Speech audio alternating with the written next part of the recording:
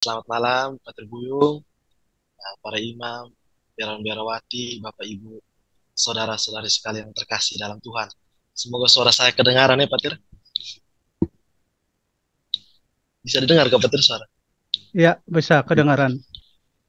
Nah, pada kesempatan berahmat ini kita akan melanjutkan pertemuan kita tentang tokoh besar dalam Ordo Karang dan dalam Gereja Katolik, yaitu Santa Teresa dari Avila. Sebelum itu saya ingin memperkenalkan secara singkat pembicara kita, mungkin kepada saudara-saudara yang dalam pertemuan pertama melewatkan sesi perkenalan.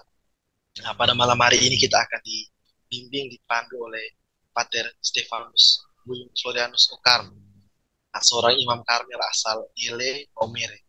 Nah, sekarang ini beliau menjabat sebagai komisaris Pondok Karmel Komisariat Indonesia Timur.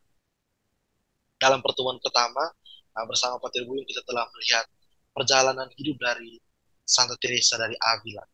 Perjalanannya sendiri ini merupakan sebuah perjalanan pertobatan, sebuah upaya tidak kenal lelah untuk terus membaharui diri bagi Tuhan dan sesama. Nah, meskipun demikian, karya kasih Tuhan dalam hidup Teresa itu begitu kaya dan begitu luas. Terlepas dari upayanya sendiri, tetapi ada begitu banyak hal yang bisa kita lihat, yang bisa kita temukan, sehingga satu dua pertemuan saja sungguh tidak cukup untuk merangkum semuanya. Oleh karena itu pada malam hari ini bersama Pak Tribun kita akan dibimbing, dipandu untuk melihat lebih dalam, untuk menelusuri lebih jauh kekayaan dan keindahan yang bisa kita temukan dalam pembaharuan yang dicanangkan, yang dimulai, yang digerahkan oleh Santa Teresa dari Avila. Nah, kepada Pak Tribun kami memberikan kesempatan untuk membagikan segala sesuatu yang telah disiapkan untuk kita semua. Selamat malam, para frater, Bapak Ibu, saudara-saudariku yang terkasih. Baiklah, kita akan melanjutkan permenungan kita, pembicaraan kita berkenaan dengan menjadi baru di dalam Tuhan. Dan saya akan membagikan bahan yang sudah saya siapkan sehingga bisa membantu kita untuk melihat perjalanan hidup Teresa dari Avila dan apa yang diajarkan, dinasihatkannya untuk kita dalam kerangka besar menjadi baru di dalam Tuhan. 2 pekan yang lalu dalam bagian pertama kita melihat bagaimana kisah hidup Teresa dari Avila adalah kisah mengenai pertobatannya. Dan tentu dalam pengalaman Teresa, kerahiman Allah yang melimpah juga dirasakan secara luar biasa. Bagaimana Teresa berjuang dalam jatuh dan bangun, dan juga disempurnakan oleh rahmat Allah untuk menjadi baru dalam Tuhan. Ada pergumulan yang tidak gampang antara daya tarik dunia dan juga daya tarik cinta ilahi. Ada juga usaha yang luar biasa dari Teresa, dari Avila. Ada juga rahmat Tuhan yang menyertai dan membimbingnya. Ada perjuangan untuk meninggalkan dosa dan segala kenikmatannya, aspek asketik, dan juga bagaimana Teresa beriman dan bertambah di dalam kebajikan dan keutamaan, aspek heroik dalam perjalanan Teresa dari Avila. Dan pada bagian kedua ini, saudara-saudariku yang terkasih, kita akan memusatkan perhatian kita bagaimana Teresa bergulat dalam jalan doa. Jalan doa yang ditempuhnya sampai pada puncaknya, yaitu menjadi baru dalam Tuhan. Jalan doa sebagai jalan yang ditempuh oleh Teresa dari Avila, bagaimana ia berjuang, berusaha, kemudian juga disertai permohonan akan rahmat Tuhan, dan rahmat Tuhan sungguh bekerja dalam hidupnya, bagaimana ia menjadi baru dalam Tuhan. Doa bagi Teresa dari Avila adalah jalan yang mengantarnya kepada pembaharuan hidup. Ia mengalami hidup baru, perjumpaan dengan Allah yang mengubah seluruh hidupnya. Sebagaimana kita tahu, Teresa dari Avila dalam buku Puri Batin, ruang pertama bab 1, alinea 7, pintu masuk ke dalam puri adalah doa dan refleksi. No. Kedangkalan hidup tetap mau berada di pinggir menjadi halangan bagi setiap kita untuk masuk ke dalam puri.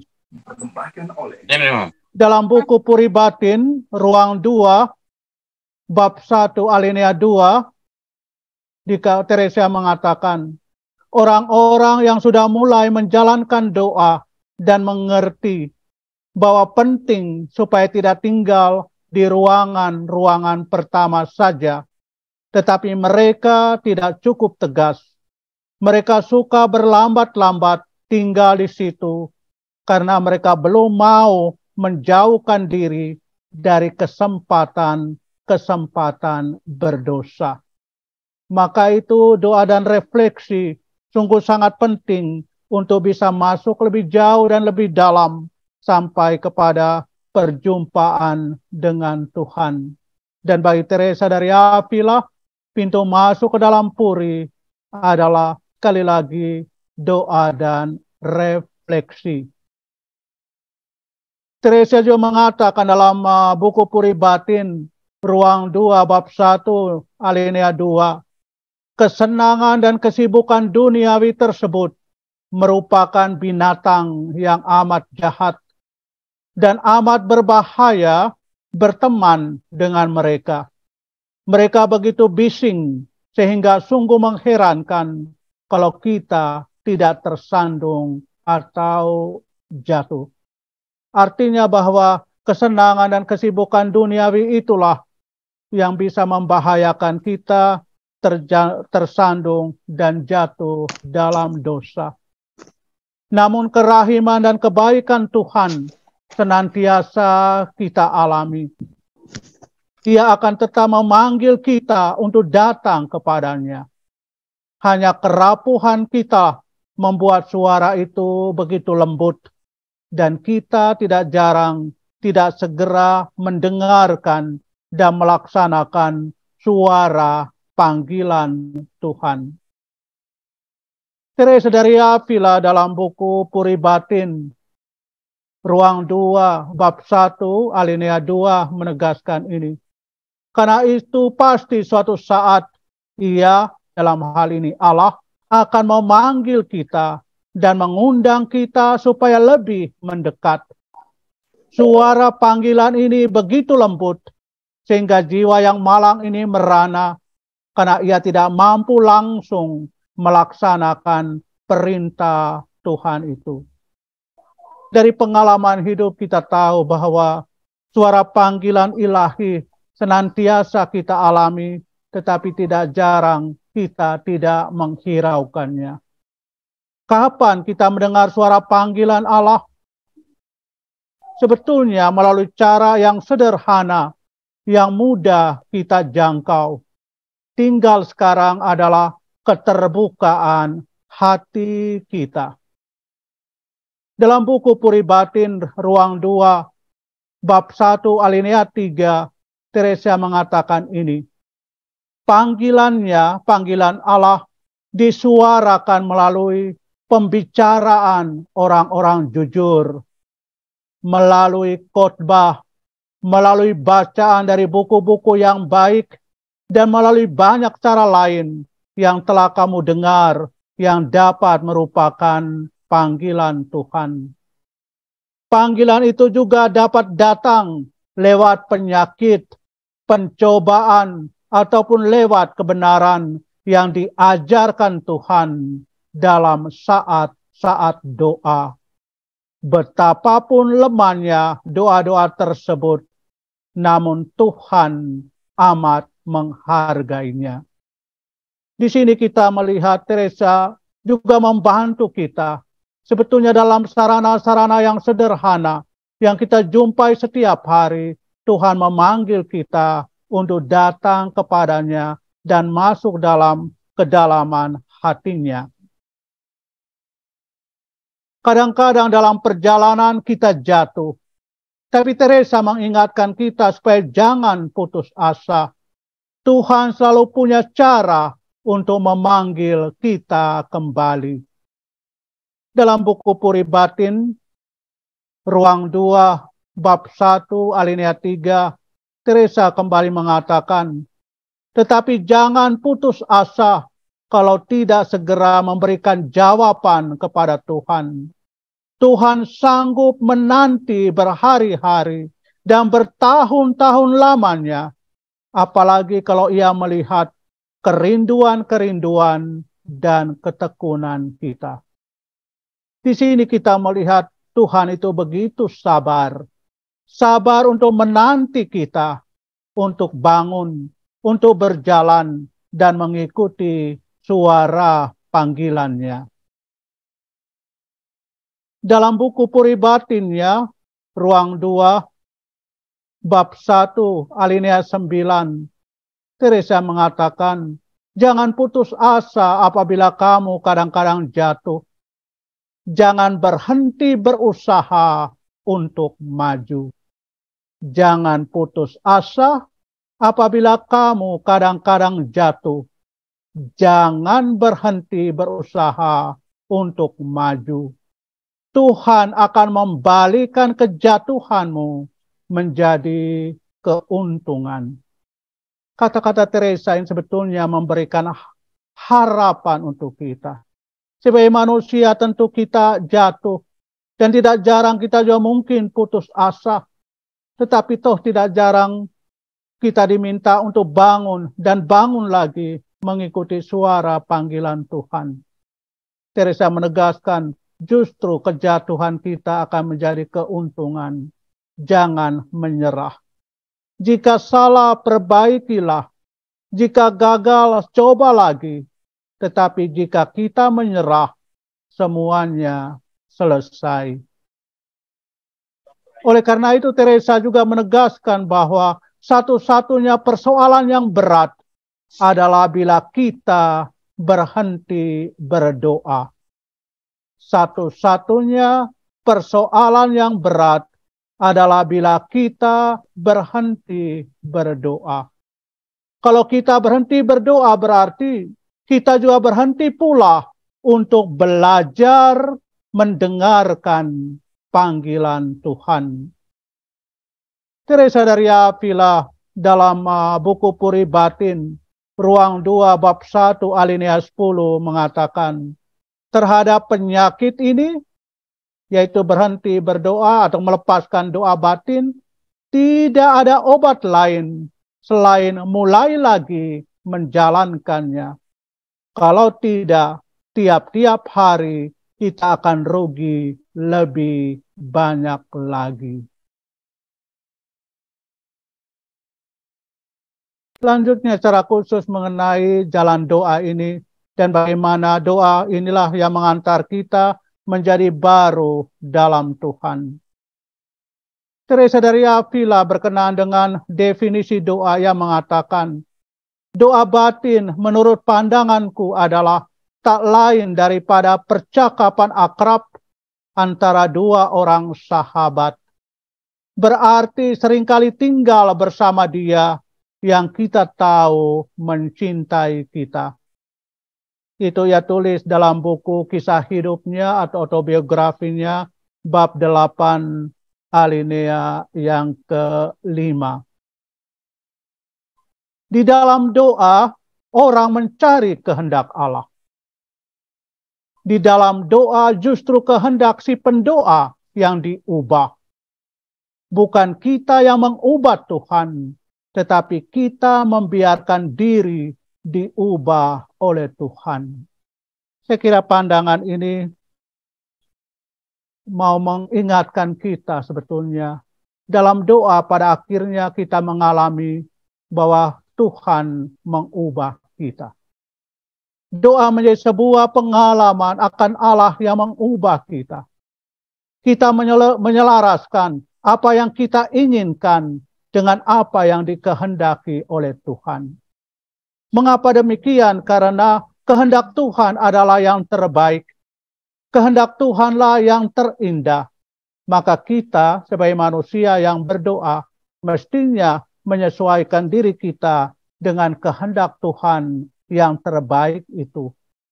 Karena pada akhirnya si pendoa boleh berkata, sekarang bukan lagi apa yang diinginkannya, melainkan apa yang dikehendaki oleh Tuhan. Dalam kisah hidupnya bab 8 alinea 5, Santa Teresa dari Avila mengatakan, supaya cinta itu asli dan persahabatannya lestari, kehendak kedua sahabat itu harus sesuai. Kehendak Tuhan kita tahu tidak bisa salah. Akan tetapi kehendak kita manusia jahat, indrawi, dan tidak tahu terima kasih. Dan jika Anda belum mencintai Dia, mencintai Allah, seperti Allah mencintaimu, karena Anda belum mencapai kesesuaian dengan kehendak Dia.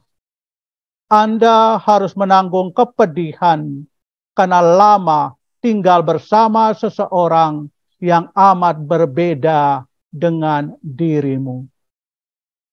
Kisah hidupnya bab 8 alinea 5.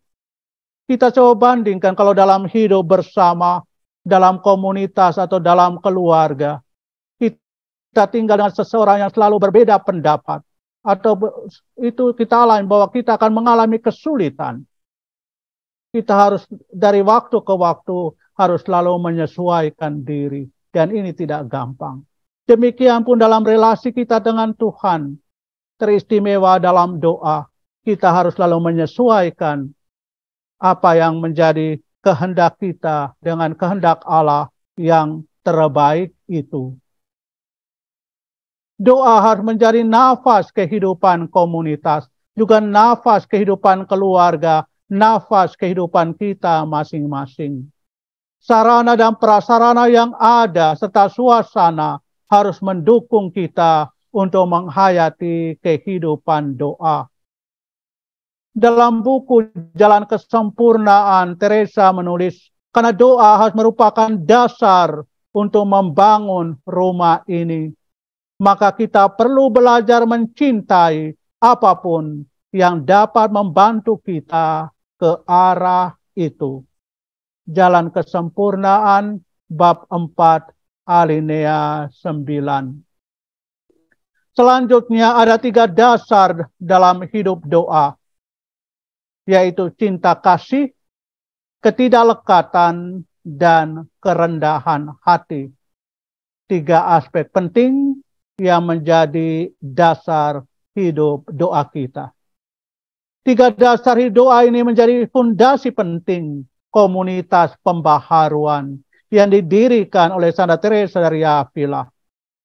Untuk mewujudkan hal ini, maka Teresa menegaskan bahwa anggota komunitas tidak lebih dari 13 suster, supaya mereka bisa hidup bersama, saling mengenal satu sama lain, saling menyesuaikan diri satu sama lain, hidup dalam kemiskinan total, dan juga hidup yang dikuasai oleh doa. Cinta kasih membangun komunitas kita dalam cinta kasih sejati. Kita selain harus mengenal diri, juga harus mengenal sesama. Kita saling membantu untuk bisa berjalan, bertumbuh dalam kesucian. Hal ini kita bisa mengerti karena pada zaman Teresia masuk biara. Di biara inkarnasi pada zaman ada 180 suster. Begitu banyak tentunya pengenalan satu sama lain akan mengalami kesulitan. Maka di komunitas yang akan didirikan oleh Teresa dari Avila, komunitas pembaruan, ia membentuk komunitas yang kecil untuk saling mengenal satu sama lain. Dan juga mau saling mendukung untuk bertumbuh di dalam kesucian. Dalam bukunya Jalan Kesempurnaan, Teresa menulis, di dalam rumah ini, di mana tidak ada dan tidak pernah akan ada lebih dari 13 suster, semua haruslah bersahabat satu sama lain, saling mencintai, senang yang satu terhadap yang lain, dan saling membantu. saling membantu untuk bertumbuh di dalam hidup rohani, saling membantu untuk bertumbuh dalam kesucian. Selain itu juga ketidaklekatan atau kelepasan, tidak terikat oleh daya tarik dunia, sikap lepas bebas dari harta milik, tidak terikat dengan keluarga, bahkan tidak terikat dengan diri sendiri. Jiwa lebih mengarahkan cinta dan perhatiannya pada harta surgawi, pada Tuhan sendiri. Itulah juga sebabnya salah satu semboyan yang sangat terkenal dari Teresa dari Avila, yaitu Solodios Basta. Hanya Allah cukup. Dalam bukunya Jalan Kesempurnaan bab 9 alinea 5, Teresa mengatakan, semua nasihat yang diberikan para kudus mengenai menarik diri dari dunia tentulah baik. Percayalah padaku bahwa sebagaimana sudah kukatakan, kelekatan kepada keluarga adalah hal yang paling melekat pada diri kita dan yang paling sukar dilepaskan. Lalu dalam Jalan Kesempurnaan bab 10 alinea 2, Teresa mengatakan, apabila kita mulai terikat kepada sesuatu, kita harus membelokkan pikiran kita dari situ dan mengembalikannya kepada Allah dan yang Maha Kuasa membantu kita. Inilah cara yang dilakukan oleh Teresa dari Avila supaya ia juga belajar melepaskan segala sesuatu sehingga memudahkan dia menjalin relasinya dengan Tuhan. Kita masih harus menanggalkan diri kita sendiri, karena kita sangat dekat pada diri sendiri dan sangat mencintai diri sendiri. Melepaskan ikatan dengan harta duniawi mungkin sedikit lebih mudah, walaupun juga tidak gampang bagi orang yang terikat dengan harta itu. Apalagi meninggalkan keluarga, bahkan meninggalkan diri sendiri. Namun apa yang dikatakan oleh Teresa dari Avila ini untuk membantu kita, sehingga hati kita lepas bebas, kosong dari segala sesuatu, dan akhirnya hanya mencintai Tuhan semata. Kita harus lepas bebas hanya untuk Tuhan saja. Teresa mengatakan, berusahalah untuk tidak mengkhawatirkannya, dan serahkanlah dirimu seutuhnya kepada Allah. Jalan Kesempurnaan bab 11 alinea 4. Lalu kemudian juga kerendahan hati. Bagi Teresa, kerendahan hati adalah keutamaan yang dibangun untuk melawan kecenderungan yang berpusat pada diri sendiri, dengan memisahkan diri dari sesama. Dengan kerendahan hati, orang mengakui siapa dirinya. Tidak lain adalah kita sebagai manusia adalah orang yang lemah, hina, dan tak berdaya, bahkan seorang pendosa. Kerendahan hati juga membantu kita untuk menyadari bahwa Allah adalah segalanya untuk kita. Kita diberkati dengan kemurahan dan belas kasih Allah. Kerendahan hati juga membantu kita untuk menyadari bahwa Allah adalah segalanya untuk kita. Kita diberkati dengan kemurahan dan belas kasih Allah. Dalam bukunya Jalan Kesempurnaan, bab 17 alinea 1, Teresa mengatakan, kamu harus berikhtiar untuk memahami bagaimana kamu banyak mengadakan latihan di dalam kerendahan hati. Karena hal ini satu segi doa yang penting dan mutlak harus ada bagi semua orang yang melaksanakannya. Lalu yang berikutnya poin berkenaan dengan 4 cara mendapatkan air. Dalam buku kisah hidupnya bab 11 alinea 6, Teresa mengatakan bahwa Orang yang baru mulai dalam hidup doa membayangkan dirinya seperti orang yang mau membuat kebun untuk menyenangkan Tuhan. Dan karena baru mulai, biasanya tanahnya sangat tidak subur dan juga penuh dengan semak duri. Dan Sri Baginda, Allah sendiri mencabut rumputnya dan menanam bibit yang baik. Kita andaikan bahwa hal ini sudah terjadi. Dan hal itu bermula ketika orang mulai berniat menjalankan doa dan sudah mulai melakukannya. Dengan bantuan rahmat Tuhan, sebagai tukang kebun yang baik, orang harus mengusahakan supaya benih tanaman itu tumbuh, berkembang, berbunga, dan berbuah. Orang itu lalu berusaha menyiraminya supaya jangan layu. Karena kita tahu dan sadar kalau sebuah tanaman tanpa air pasti akan mati, layu kemudian mati. Orang berusaha tentu akan menyiram apa yang ditanamnya, sehingga kemudian nanti akan menghasilkan kuntum dan bunga yang harum semerbak mewangi. Jika hal itu terjadi, kalau memang bertumbuh dan menghasilkan bunga yang harum semerbak mewangi, Allah akan sering datang untuk bersukacita dan bergembira bersama dengan Dia. Oleh karena itu, Teresa dalam buku kisah hidupnya, autobiografinya, bab 11, alinea 7, menunjukkan bagaimana caranya orang menyirami kebun. Bagi Teresa, kebun itu dapat disiram dengan 4 cara. Cara pertama, mencedok air dari sumur. Dan tentu kita tahu itu meminta banyak usaha, banyak jerih payah, dan banyak keringat. Cara kedua, memakai kincir dan ember.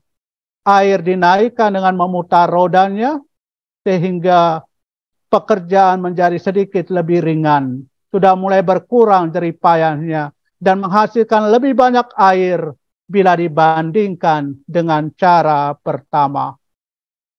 Lalu cara ketiga, air dialirkan dari kali atau sungai. Pekerjaan tukang kebun tentu sudah sangat ringan.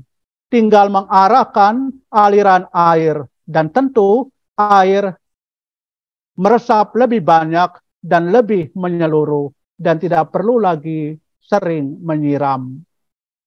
Sedangkan cara keempat, tidak perlu lagi kerja, air dicurahkan dengan hujan lebat.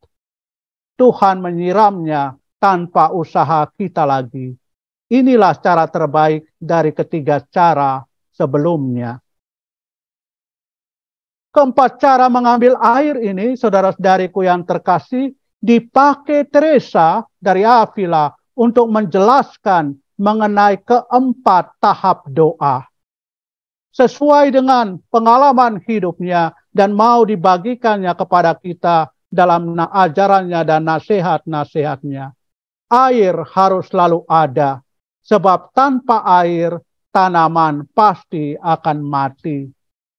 Kisah hidupnya bab 11 alinea 8. Dalam tahap pertama, yaitu mengambil air dengan ember dalam sumur yang dalam, itu adalah para pemula. Orang yang baru mulai berdoa. Orang harus berjerih payah untuk menjaga supaya indera tetap tenang. Orang harus membiasakan diri untuk tidak menghiraukan apa yang dilihat dan didengarnya. Tentu para frater atau juga para suster ketika masih novis atau masih dalam awal pembinaan, berjuang setengah mati untuk berdoa meditasi. Baru duduk barangkali sudah ngantuk. Tetapi itu harus terus ditekuni, dilatih terus menerus. Dan itulah kita baru pemula harus banyak berjerih payah, berjuang dalam doa. Pemula harus selalu menjalankan jam-jam doa. Waktu untuk sendirian, menyepi dan memikirkan masa lampau, merefleksikan kehidupan. Kadang-kadang pemula merasa sedih sebab tidak tahu apakah sudah menyesal atau belum. Tapi teruslah maju, teruslah bertekun dalam latihan doa. Meditasi pagi hari, sore atau juga malam hari, atau kesempatan-kesempatan lain. Para pemula juga harus ditopang dengan hal-hal lahiriah lain, seperti pekerjaan cinta kasih dan bacaan rohani. Maka bacaan rohani di awal formasi juga menjadi alat bantu yang baik di dalam upaya kita menyiram taman dan juga akhirnya menumbuhkan hidup doa kita. Para pemula hendaknya juga melibatkan diri dalam hiburan-hiburan rohani. Hiburan-hiburan rohani di sini seperti percakapan, dan percakapan harus sungguh rohani dengan orang yang kita tahu membantu kita untuk bertumbuh di dalam hidup rohani. Para pemula juga sangat dianjurkan untuk merenungkan kisah sengsara Tuhan.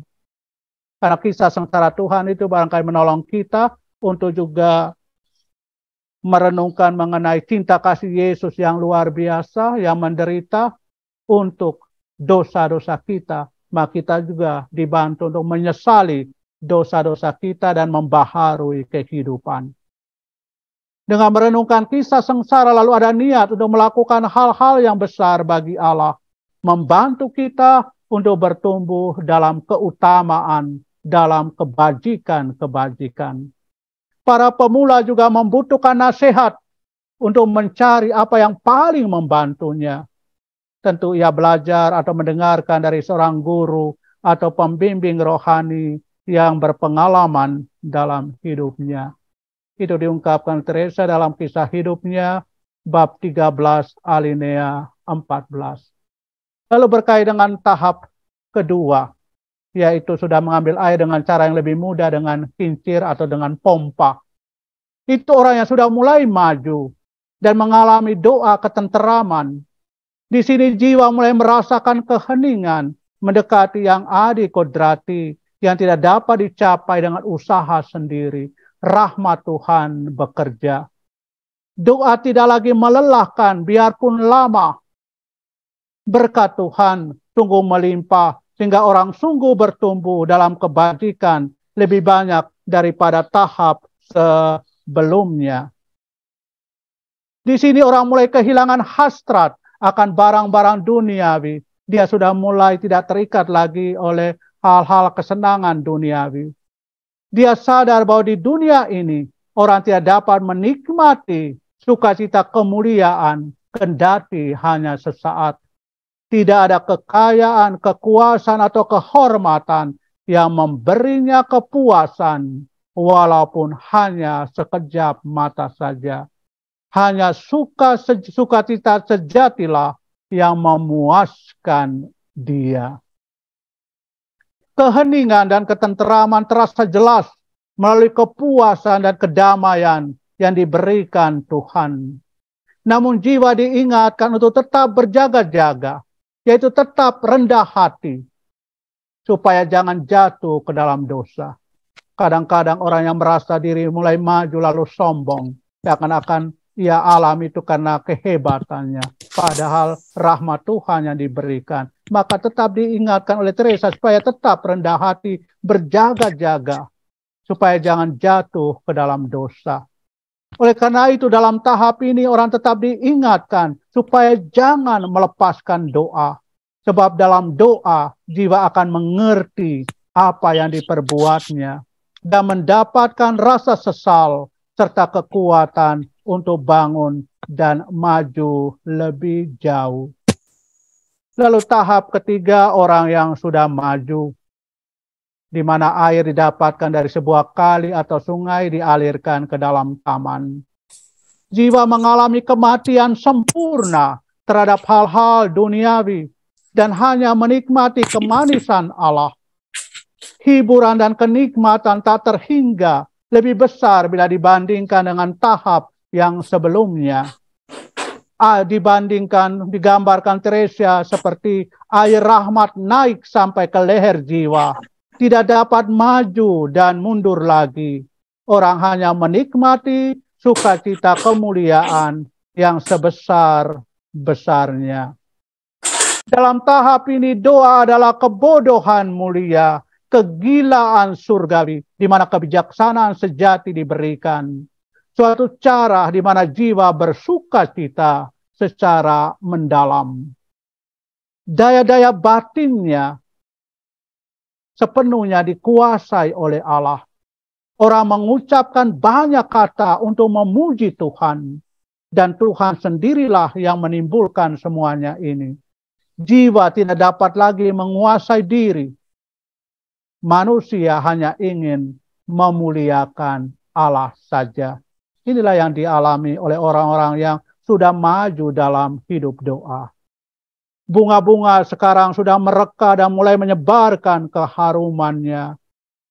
Dalam tahap ini jiwa hanya bisa berpasrah dan menyerahkan diri seutuhnya kepada Tuhan, kemanapun Allah membawanya. Jiwa membiarkan Sri Baginda Allah memperlakukan apa saja terhadap dirinya, karena dia adalah milik Allah. Dia bukan miliknya lagi, tapi seutuhnya adalah milik Tuhan. Inilah doa persatuan. Jiwa bersuka cita dalam istirahat suci, pria dinikmati oleh Maria di Betania, dan juga sibuk seperti Marta di Betania. Jiwa seolah-olah sibuk dalam aktivitas sekaligus juga dalam kontemplasi.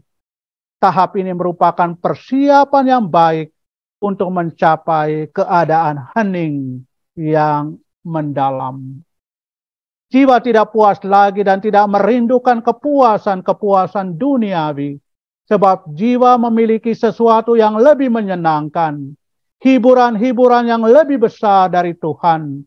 Dan ingin memuaskan kerinduan untuk menikmati Dia lebih banyak dan berada bersama Tuhan, bersama Allah. Lalu tahap keempat, tahap terakhir, hujan turun. Orang yang sudah sempurna. Jiwa tidak dapat menguasai indranya lagi. Ia bersuka cita tanpa mengerti apa yang membuatnya bersuka cita. Sukacita tanpa sebab. Ia menyadari bahwa ia sedang menikmati suatu harta yang merangkum semua harta. Akan tapi harta yang tak dapat dimengerti. Tahap ini disebut juga doa persatuan. Dari persatuan yang sudah sampai pada tahap sempurna, tahap mistik, perkawinan rohani. Kadang-kadang jiwa keluar dari dirinya ekstase. Ketika mendapatkan anugerah ini, jiwa seakan-akan tidak berdaya. Ia berada dalam kuasa cinta ilahi. Air dari surga ini seringkali turun pada saat tukang kebun paling tidak mengharapkannya. Dalam bukunya Kisah Hidupnya, bab 18 alinea 14, Teresa mengatakan, jiwa melepaskan diri dari segala sesuatu agar lebih tinggal dalam aku. Bukan lagi jiwa yang hidup, melainkan aku. Sebab jiwa tidak mampu mengerti apa yang ia mengerti. Ada suatu pengertian yang tidak dimengerti. Doa dan persatuan ini meninggalkan kemanisan yang amat besar di dalam jiwa. Begitu rupa sehingga ingin dilebur. Bukan karena rasa sakit, melainkan karena air mata kegembiraan. Jiwa meremehkan keduniawian karena ia mengerti kefanaan dunia. Rasanya kendati ia tidak menginginkannya, semua pintu indranya tertutup bagi dunia. Sehingga ia lebih dapat menikmati Tuhan. Ia tinggal sendirian dengan Allah. Yang dikerjakannya hanyalah mencintai Dia. Yang dikerjakannya hanyalah mencintai Allah. Kemudian bagian yang terakhir, ulat kepompong kupu-kupu. Itu diuraikan oleh Teresa dalam bukunya Puri Batin, ruang 5, bab 2, alinea 2 sampai 7. Gambaran jiwa meninggalkan segalanya, bahkan mati terhadap diri sendiri. Berjalan dalam iman, menuju persatuan dengan Tuhan, hidup sepenuhnya bagi Allah. Teresia tentu gambaran yang bisa ia mengerti dan juga apa yang ia alami berkenaan dengan ulat sutra. Satu telur kecil mulai hidup karena panas. Ketika bertumbuhnya helai-helai daun muda dari pohon murbei, telur itu kelihatannya mati sampai saat munculnya makanan yang harus menunjang hidupnya. Ulat itu memakan daun pohon murbei sampai ia menjadi besar dan dapat memakan daun beberapa ranting pohon murbei. Di situ ia menenun sendiri benang sutra dengan mulutnya untuk menjadi bungkusnya ketika ulat menjadi kepompong. Ulat yang besar dan buruk itu mati. Dari kepompong yang sama, kemudian muncullah kupu-kupu yang putih dan indah. Saya kira gambaran mengenai ulat, kepompong, dan kupu-kupu, saya kira kita bisa memahami sedikit mengenai gambaran ini. Ulat adalah simbol diri kita yang mati karena kelalaian dan dosa. Di tengah godaan dunia, lalu mulai hidup oleh kehangatan Roh Kudus, mengambil manfaat dengan bantuan Allah yang diberikan kepada setiap orang. Bila kita mulai menggunakan alat yang diberikan Allah kepada gerejanya, misalnya mulai mengaku dosa, bacaan-bacaan buku yang baik, pelajaran-pelajaran, membantu kita untuk meninggalkan sifat keulatan kita. Lalu kepompong, bila ulat itu menjadi dewasa, ia menghasilkan sutra dan kemudian membuat rumah di mana ia harus mati. Rumah itu adalah Kristus. Hidup kita memang tersembunyi dalam Kristus, dalam Allah. Marilah bergegas menenun kepompong dalam rupa menyangkal di tinta diri dan kemauan kita sendiri. Mengadakan doa batin, mati raga, biarkan ulat itu mati. Mati karena dia sudah menunaikan karya untuk apa ia diciptakan. Lalu kupu-kupu, kita merasa aman dalam keagungan Allah. Seperti ulat di dalam kepompongnya, kita mampu melihat Allah dalam kegelapan ketika berada di kepompong. Hati yang murni. Berbahagialah orang yang murni hatinya, karena mereka akan melihat Allah. Allah menyatakan kehadirannya. Jiwa sudah mencapai tahap persatuan mistik. Ia mati sama sekali bagi dunia. Jiwa berubah menjadi manusia baru. Menjadi kupu-kupu yang indah. Ulat mati. Kemudian ya jiwa berubah menjadi manusia baru. Kupu-kupu yang indah.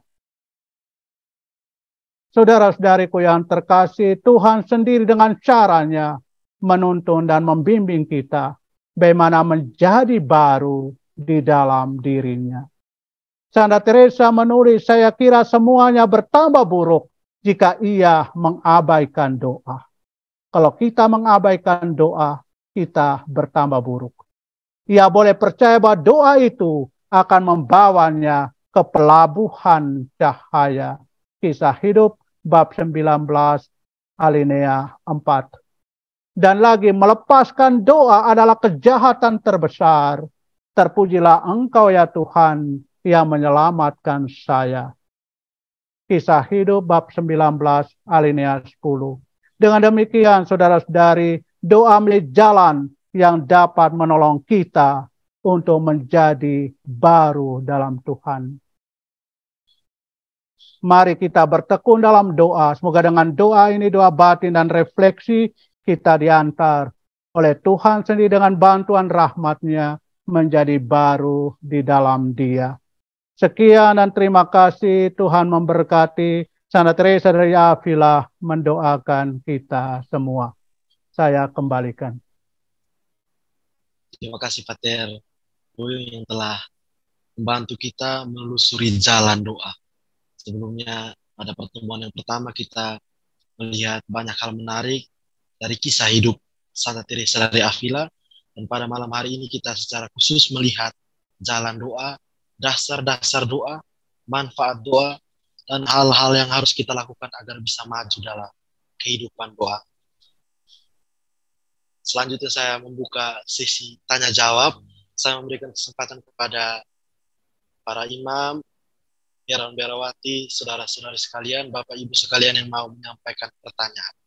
Bisa langsung disampaikan kepada Pak Tribuyung atau melalui saja. Mungkin ada yang mau memberikan pertanyaan atau komentar atas bahan yang telah disampaikan oleh Pak Tribuyung.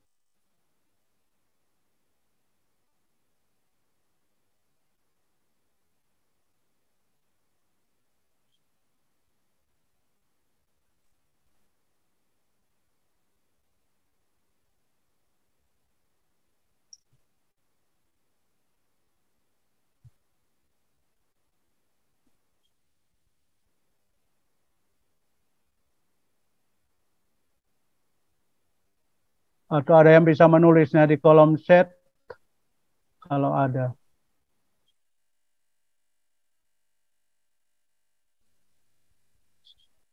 Mungkin ada yang mau mengomentari satu dua hal. Ada banyak sekali hal menarik tadi.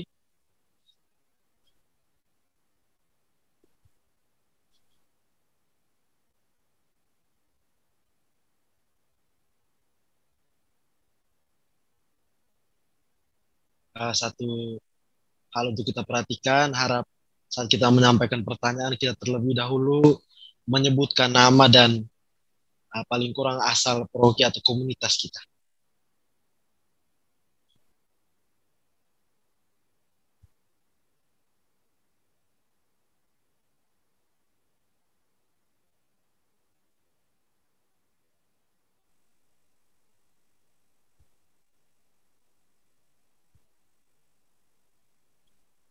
Sudah jelas semua? Yang belum jelas adalah prakteknya. Sudah jelas. Atau mungkin ada satu dua hal yang ingin Pater garis bawahi lagi, yang penting, yang sangat penting untuk kita lihat. Satu hal yang menarik yang diungkapkan Teresia, yaitu kita jangan berhenti berdoa. Kalau kita berhenti berdoa, kita menyerah, maka kita jalan untuk menuju ke sana, akhirnya kita tutup sendiri. Dan juga kita dalam jatuh dan bangun, jatuh dalam dosa, juga jangan putus asa. Teruslah berdoa, mendengarkan suara halus panggilan Tuhan. Jatuh, bangun lagi, dan terus berjalan. Betul, Rom. Itu dari Bu Siska. Dari Bu Siska. Romo, kita mau tanya, kenapa saya tidak punya kepekaan akan suara atau panggilan Tuhan? Keterbukaan hati yang seperti apa, Romo, yang harus dilakukan? Terima kasih. Hal ini berkenaan juga bahwa Tuhan senantiasa menunggu kita. Tuhan senantiasa menanti kita untuk datang kepadanya. Dan Dia juga menyediakan sarana-sarana yang praktis, sederhana yang ditawarkan dalam komunitas, dalam gereja.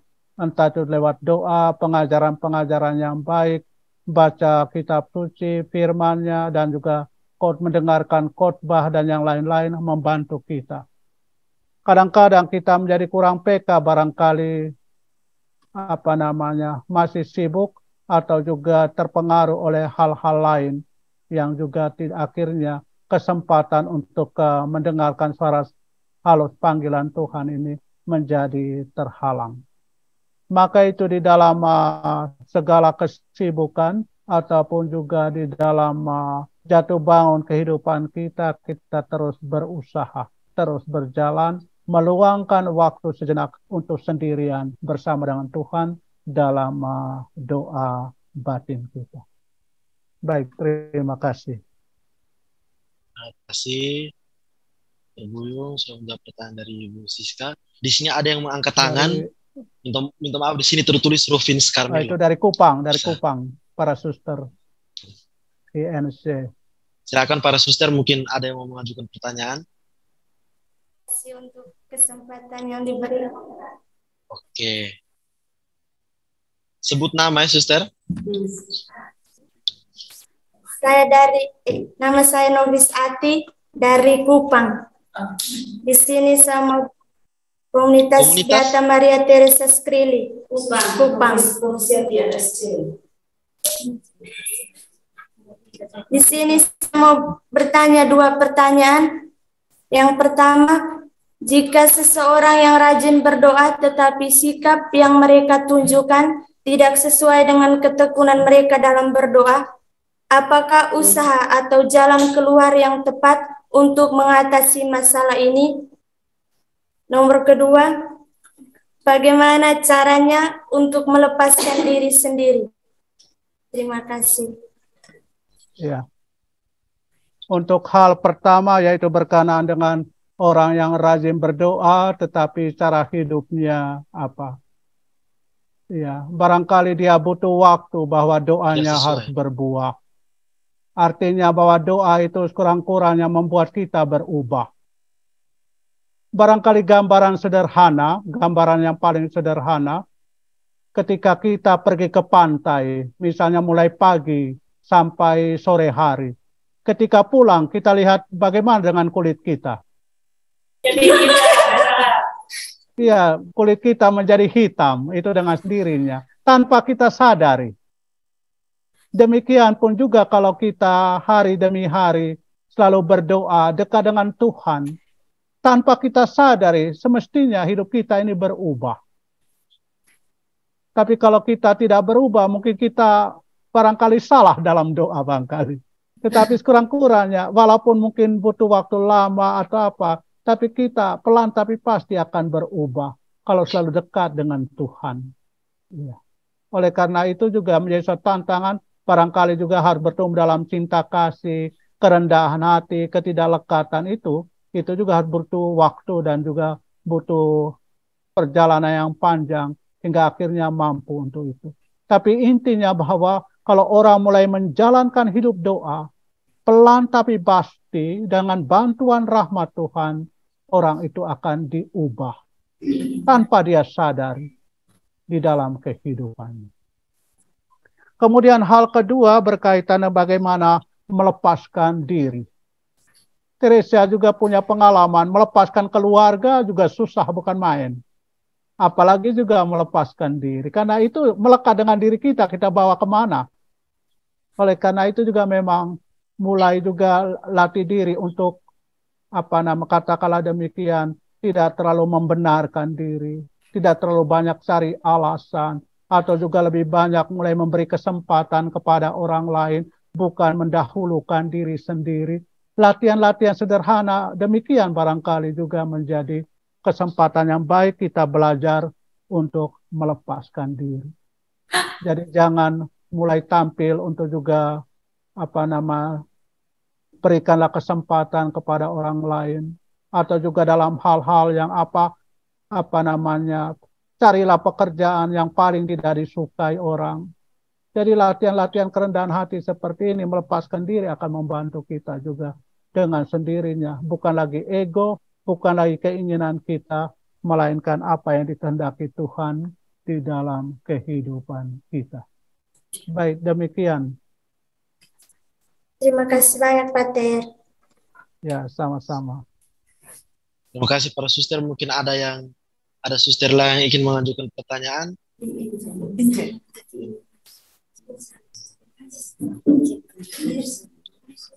Oh, ini dari kolom chat ada satu pertanyaan. Ya, dalam kolom chat ada satu pertanyaan. Bagaimana caranya melepaskan kelekatan terutama pada harta milik bagaimana kaum awam? Saya kira kita hidup di dunia ini tentu membutuhkan materi, membutuhkan barang-barang harta milik. Kita juga membutuhkan uang. Tapi yang dimaksudkan lebih pada soal tidak terikat oleh barang-barang itu. Kita tidak terganggu dengan urusan-urusan itu. Atau katakanlah, contoh sederhana bagi seorang awam barangkali, untuk barang hilang atau apa, kita lalu begitu cemas seakan-akan tanpa barang itu kita tidak bisa hidup. Barangkali kita belajar pelan-pelan untuk juga melepaskan. Atau juga ada hal-hal lain, barangkali sarana-sarana yang barangkali tidak kita miliki, barangkali kita gunakan barang lain yang lebih memudahkan kita untuk melakukan sesuatu. Jangan ngotot harus punya ini sehingga untuk bisa bekerja. Oleh karena itu sebetulnya kita melakukan apa yang bisa kita hayati dengan sarana-sarana yang ada dalam kehidupan kita. Dengan cara itu kita menjadi lebih sederhana, tidak terikat oleh sarana prasarana, bahkan juga tidak terikat oleh harta milik dalam kehidupan kita. Baik, terima kasih. Terima kasih Pater, sudah ada pertanyaan dari situ tulis Risti Nyo. Mungkin ada saudara-saudari lain yang ingin mengajukan pertanyaan, atau mungkin ingin mengomentari, menanggapi bahan yang telah disampaikan oleh Pater.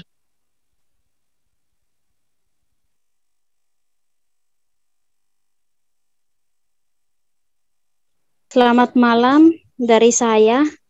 Oh, selamat malam, Suster. Halo, ya dari saya Suster Francisca Funan di Kewa Pante. Ingin menanggapi tentang topik yang dibawakan oleh Pater. Secara pribadi sangat membantu sekali, baik secara pribadi maupun sebagai komunitas, karena di mana saya berada di tengah para suster, kami semua komunitas dan kebanyakan yang studi, dan yang saya melihat itu bahwa terkadang kita menganggap doa itu memang sangat penting, namun terkadang karena studi dan pekerjaan kita mengabaikan doa karena mungkin pulang lelah dan berbagai alasan, dan juga pekerjaan kita sebagai sesuatu yang mungkin nomor urut 2 dan kesekiannya, sehingga menurut saya topik ini sangat membantu kami semua, terkhususnya religius yang sementara studi, bahwa doa itu adalah segala-galanya, sehingga itu bisa membantu kita di setiap pertumbuhan rohani dan perjalanan panggilan yang sedang kami hadapi. Namun kesulitan-kesulitan yang pernah yang saya temui, bahwa seperti yang tadi sudah saya sampaikan, terkadang pulang dari kegiatan atau pekerjaan atau rutinitas sebagai student itu menjadi alasan.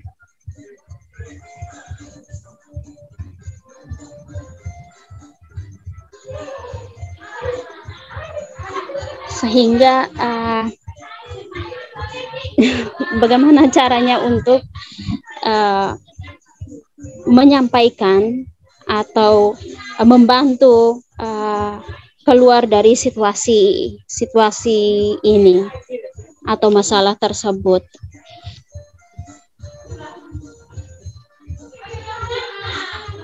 Halo, sekian dan terima kasih. Baik, terima kasih Suster Francisca untuk komentarnya dan sharing pengalaman suka duka di dalam kehidupan, khususnya bagi suster yang studi. Tentu kita tahu bahwa di tengah studi seringkali juga doa itu diabaikan. Termasuk juga para frater yang studi filsafat teologi kadang-kadang juga mengalami hal ini. Tapi di tengah waktu yang mungkin susah, atau di tengah kesulitan apa segala macam, kita selalu harus memberikan waktu terbaik. Mungkin sejenak, beberapa menit atau apa di pagi hari, malam hari, kita luangkan waktu untuk sendirian bersama dengan Tuhan. Untuk berdialog, bercakap-cakap dengan Tuhan yang kita tahu mencintai kita.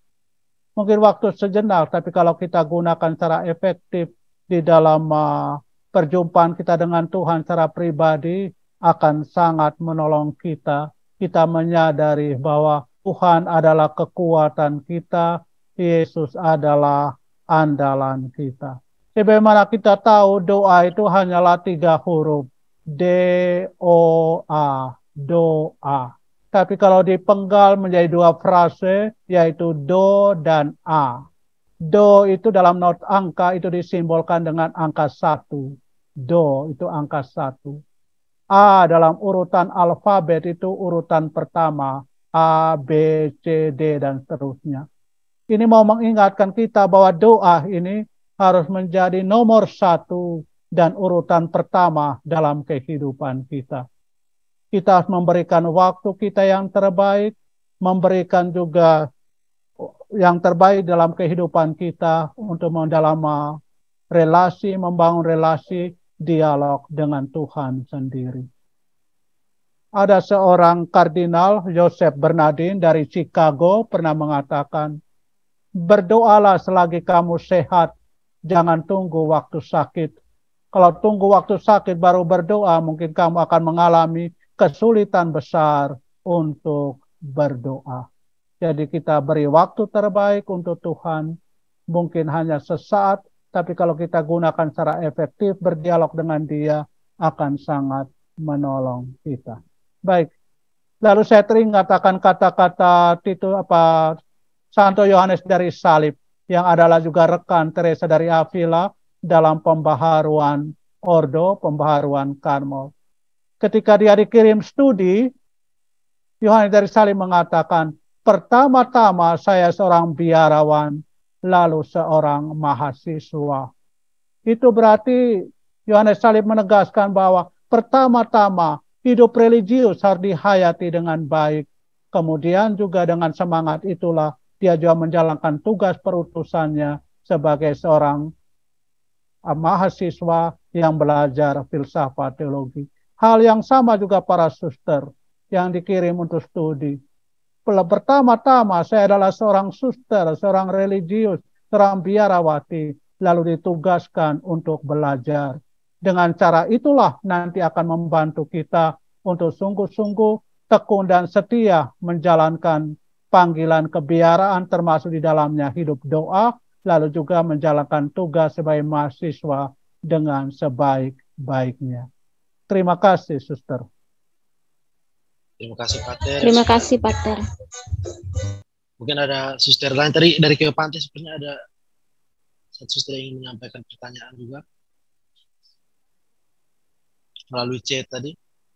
Oh ya, yang ada di chat ini dari Suster Valentina, komunitas Kepanti, berkenaan dengan mengatasi keinginan-keinginan yang berlebihan, khususnya dalam hal-hal kebutuhan jasmani. Itu berarti ini masih terlekat oleh barang-barang. Saya kira Yohanes dari Salib mungkin juga sedikit membantu kita dalam gambaran yang sederhana. Misalnya saja seekor burung tidak bisa terbang kalau kakinya masih terikat oleh seutas benang sedikit pun. Seekor burung, sekali lagi, tidak bisa terbang kalau kakinya masih terikat entah oleh sebuah tali atau seutas benang tipis sekalipun, tidak bisa terbang kalau ia masih terikat. Ini juga mau menunjukkan kepada kita bahwa kita tidak bisa berjalan maju di dalam hidup rohani, menuju kesempurnaan, menuju kekudusan, kalau kita masih terikat oleh keinginan ke barang-barang duniawi ini.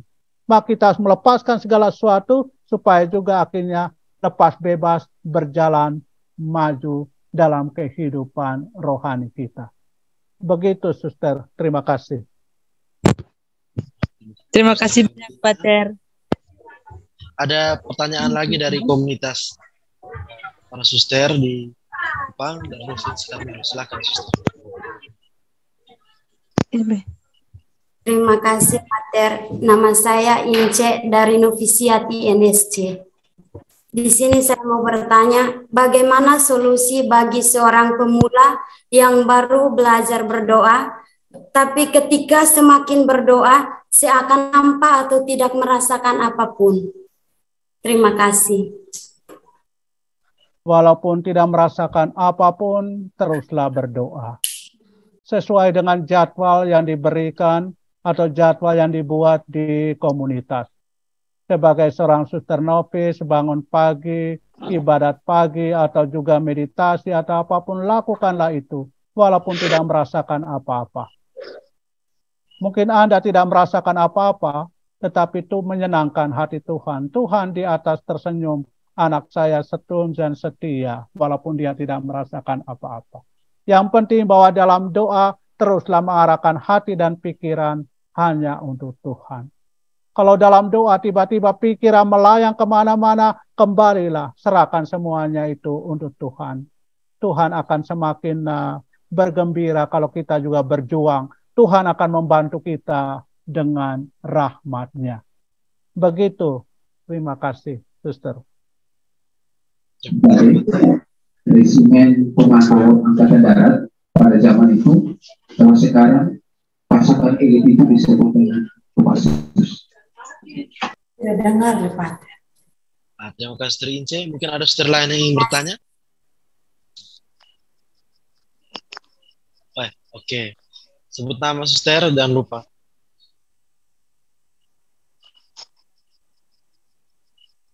Ya, selamat malam Pak Enggai dari Surabaya. Oh, Pak Enggai. Maaf Romo, saya pikir jam 8 Romo.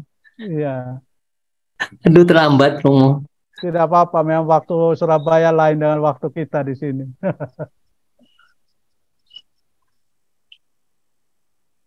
Iya. Ya. Baik, tidak ada suster yang ingin bertanya tadi? Tidak ada lagi? Masih ada Pater. Suster Oh tadi. ya, baik, silakan ya. Selamat malam Pater dan selamat malam untuk semua. Saya Nofis Reni dari Sikumana. Pertanyaan saya, tadi Pater mengatakan bahwa melepas doa itu merupakan sebuah kejahatan terbesar. Ketika mengetahui itu, contohnya ketika mengetahui itu, seseorang akan lebih bertekun dalam doa karena ia mengetahui bahwa melepas doa itu adalah sebuah kejahatan. Dan pertanyaan saya, apakah ketekunannya itu merupakan sebuah keterpaksaan atau bagaimana? Ya. Terima kasih. Ketekunan itu jangan sampai menjadi sebuah keterpaksaan. Tapi sebuah hal yang dijalankan dengan penuh sukacita karena ingin mendapatkan sebuah anugerah besar di dalam kehidupan, yaitu perjumpaan sukacita dengan Tuhan. Karena memang seperti yang tadi dikatakan, melepaskan doa adalah kejahatan. Karena apa? Kesempatan baik kita untuk mendengarkan Tuhan itu kita tinggalkan.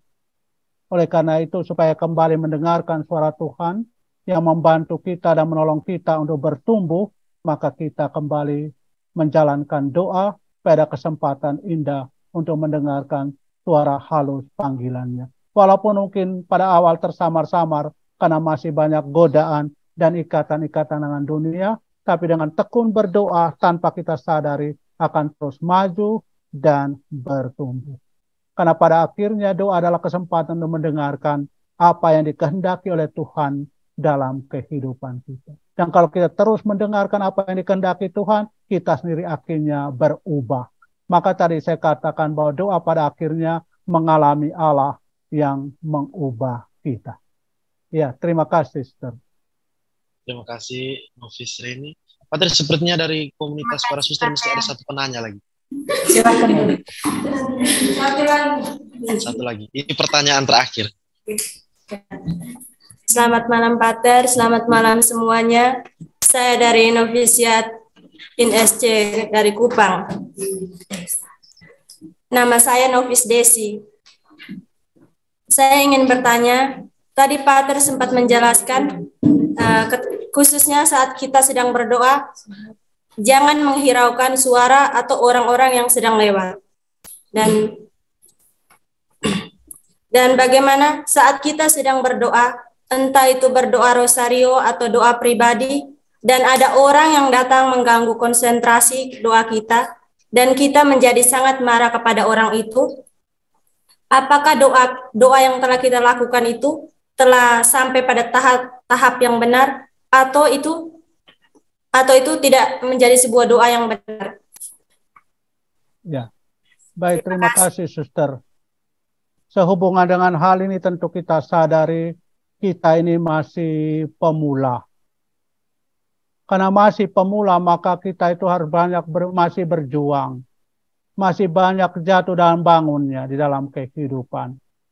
Oleh karena itu ada nasihat, kalaupun ada gangguan sana-sini, pikiran cabang kemana-mana, jangan hiraukan, tekunlah dalam doa waktu doa yang disediakan.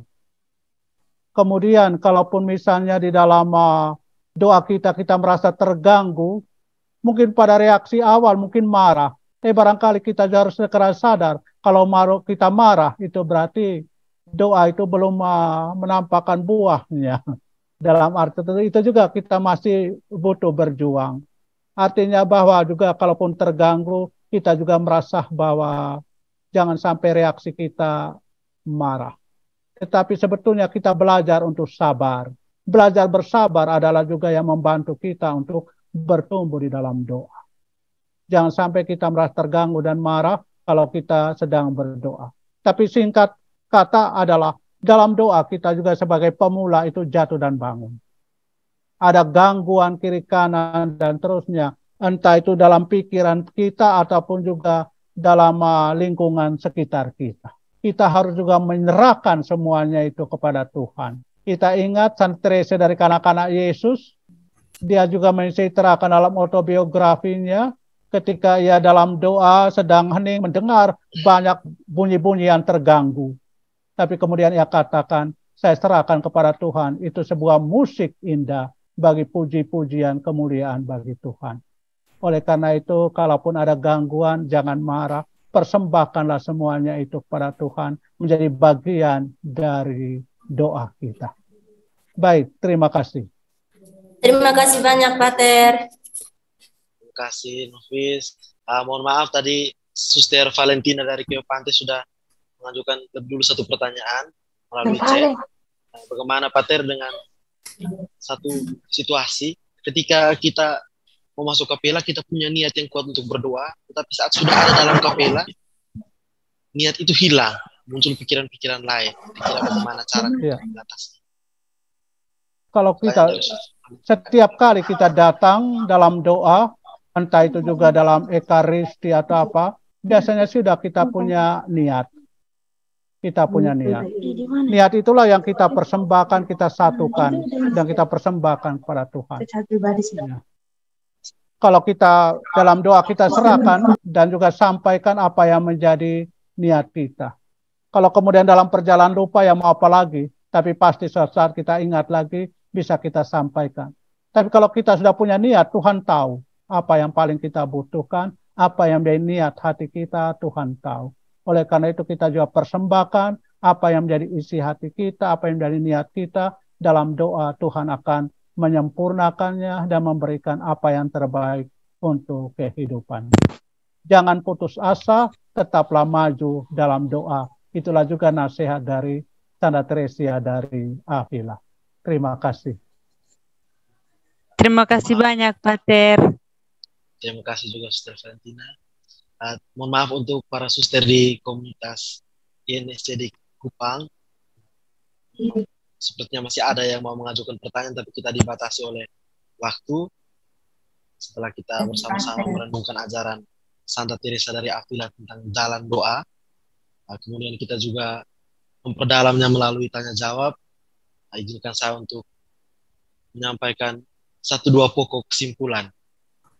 Pada malam hari ini kita telah menelusuri jalan hidup dan ajaran Teresa. Secara khusus kita melihat jalan doa. Dalam jalan doa ini pada awalnya kita akan dihalangi oleh kedangkalan, oleh keengganan kita untuk berkomitmen, tapi kemudian campur tangan Tuhan akan membebaskan kita perlahan-lahan, asal kita tidak pernah menyerah dan berhenti berdoa. Penting bahwa kita menghayati 3 dasar hidup doa, yakni kasih, ketidaklekatan, dan kerendahan hati. Melaluinya kita melepaskan diri dari kehendak kita dan mengenakan kehendak Allah sebagai yang terpenting di atas segala-galanya. Perjuangan ini tidak melulu mudah dan menyenangkan, apalagi di tengah berbagai pekerjaan dan kesibukan kita. Namun, jika kita tidak menyerah, Tuhan akan mengambil alih kemudi dari tangan kita, meringankan usaha kita, dan membimbing langkah kita. Rahasianya adalah selalu menjaga harapan, hingga jalan ini tidak lagi terasa melelahkan, tetapi membawa damai dan sukacita untuk kita. Nah, terima kasih untuk keterlibatan kita semua dalam pertemuan kita yang kedua pada malam hari ini. Acara kita selanjutnya saya kembalikan kepada Pater Frank.